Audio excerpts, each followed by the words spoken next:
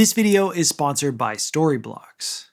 This is the first drone that I actually enjoy using on a regular basis. For the past couple of years, I've had a big problem with drones. The rules and regulations around most consumer drones make it nearly impossible to fly when and where you want to fly your drone without needing to do a big test to get a fancy license. So drone manufacturers started to make micro drones that were 249 grams in weight, 1 gram below the threshold for needing a basic drone license, also opening up the available spaces to fly by quite a bit. But the image quality and options available for those micro drones didn't necessarily stack up to the larger options, which is understandable to some point, but also disappointing if you want to have some casual fun with the drone, but still want to be able to use your footage and photos. And that is where the DJI Mini 3 Pro comes in. This is the first drone that manages to balance that small size and weight needed to be considered a micro drone while still packing enough punch in the quality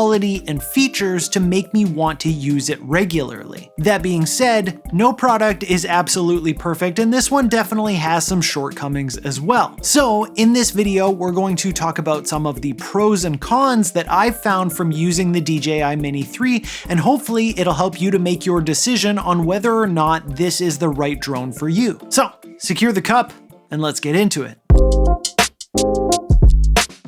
Let's lead with positivity and kick things off with the pros that I found for the DJI Mini 3 Pro. First on the list, as I implied earlier, is the size. The Mini 3 Pro is basically the same dimensions as my iPhone when it's folded up, and I love how easy this makes it to pack. I can fit the drone, the RC smart controller, and a spare battery into a Wander tech organizer and toss that into my bag. And the weight difference is so minimal for hiking, travel, or just long days with the backpack on. And of course, because it comes in at 249 grams, it also qualifies for that micro drone category, meaning that in many places, you don't need to take a test for certification to fly, you just need to follow some basic rules and use your common sense and common decency when you're flying. The second thing I love is true vertical shooting. The gimbal on the front of the DJI Mini 3 Pro allows the camera to turn 90 degrees to operate in true vertical mode. This is clutch for drone photography where you don't always want a horizontal orientation for your composition. And since we're all shooting as much vertical video as we are horizontal now,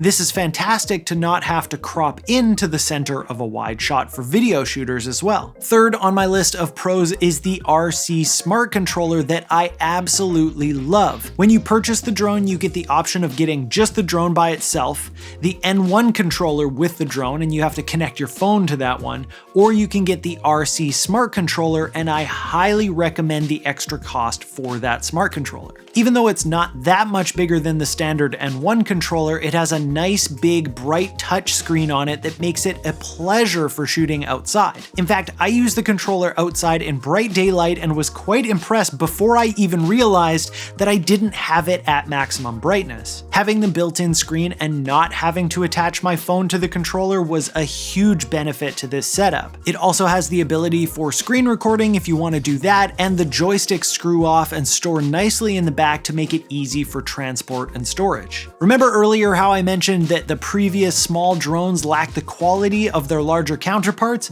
Well, pro number 4 is the newly added 10-bit video files. This not only makes for less banding in gradients, but it also allows for more latitude in color grading. If you're shooting with the D-Cine-like profile, this is incredibly helpful to get the most out of that flat footage without it starting to fall apart, and it makes me way more comfortable trying to match it to my other cameras. And speaking of which, that brings me to number 5, which is that the footage just looks good. They've managed to increase the size of the sensor on this model from previous ones in this class, and it definitely shows. On top of that, this lens is now an f1.7 aperture rather than an f2.8, so it lets in more light than before as well. Because of this, I do definitely recommend getting a set of ND filters for your drone if you pick this one up.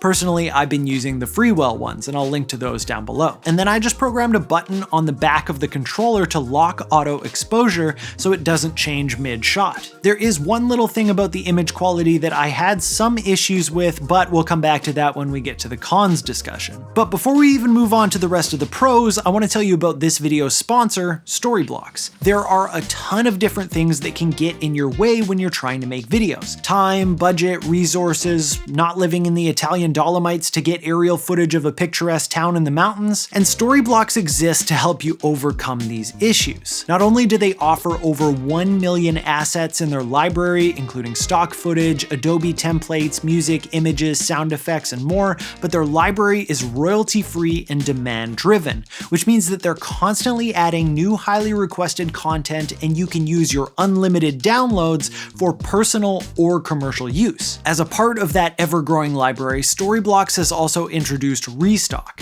their commitment to increase representation in stock media by hiring creators from marginalized communities to create content that is more reflective of the diverse world that we live in. And if you're a Premiere Pro user, they've now got a plugin that you can use to search and procure the assets that you need right from inside your editor. So click the link down in the description to find out more about Storyblocks' flexible subscription plans for every budget so that you can focus on creating and stepping up your content. Huge thank you to Storyblocks for sponsoring this video. Next on my list of pros for the Mini 3 Pro is its ease of use. This drone and remote are super user-friendly and easy to get going. I really don't want to have to read a manual, and so I didn't, and I still had this thing up and flying in no time. While I do have some experience with other drones that may transfer over, I did find the interface, setup, and operation of this drone to be nice and easy, and I would easily recommend it for someone who's never flown before. It has some pre-programmed moves if you want to use those, and the menus are generally pretty simple. And anytime that I came up with something that I didn't know how to do, it was super easy to figure out, which is exactly what you want in a device like this. Pro number 7 is the mode switching. The Mini 3 Pro has 3 different flying modes: cinematic, normal, and sport. Cinematic mode helps you make slower, smoother movements. Normal is somewhere in the middle, and sport mode turns this thing into a speed demon. Not only do I appreciate having those 3 easy to access presets, but I really appreciate the physical switch for them rather than just having it in the software.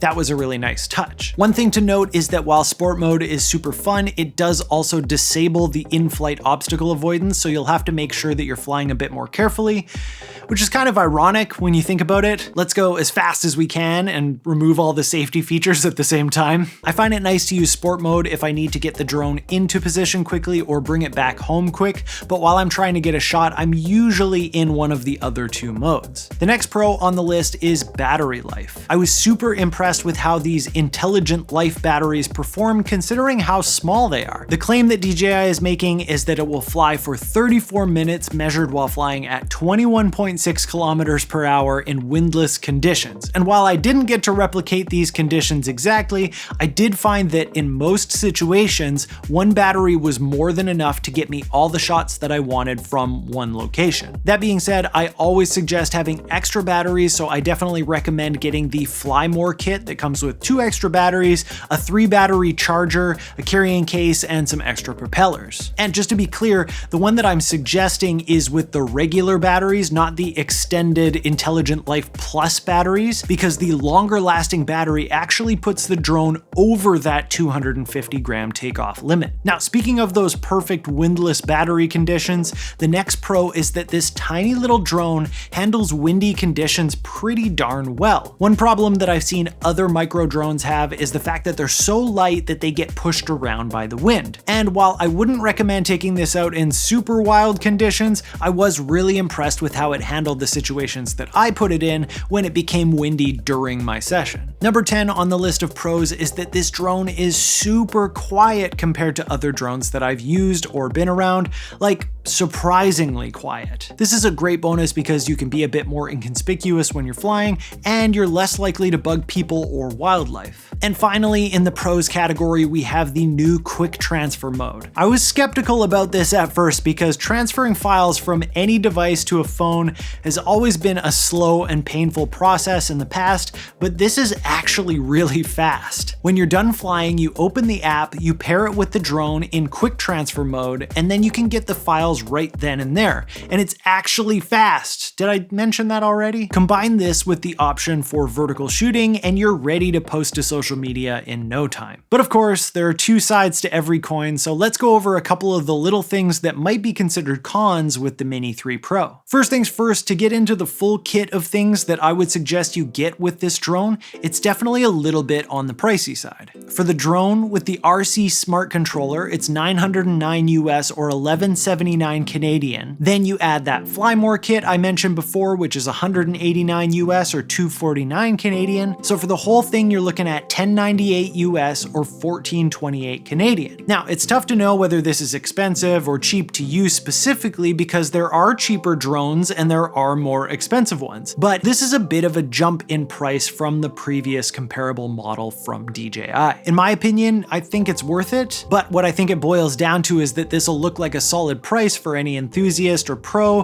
who may be considering bigger or more professional drones, but it's definitely going to look expensive for a hobbyist. So take that as you will for your situation. Con number 2 on my list is the lack of side obstacle avoidance. And this is getting really nitpicky because the previous model didn't have the obstacle avoidance that this one does. In my experience, obstacle avoidance seemed to work reasonably well, but the lack of obstacle sensing on the sides is a bit of a bummer, especially when you're trying to use the object tracking to follow yourself if you're a solo shooter like me. That being said, having forward, backward, and downward sensing is a step up from the previous model, so it's pretty solid. The next con is the videographer in me getting really nitpicky, but since they gave us 10-bit video, I would have loved to have seen D-Log as an option instead of just D-Cine-like. This is a super tough one because I think some people see these micro drones as being built for hobbyists or more of a toy than a tool, but the way that I personally use it, it would be nice to have more pro features, video features specifically,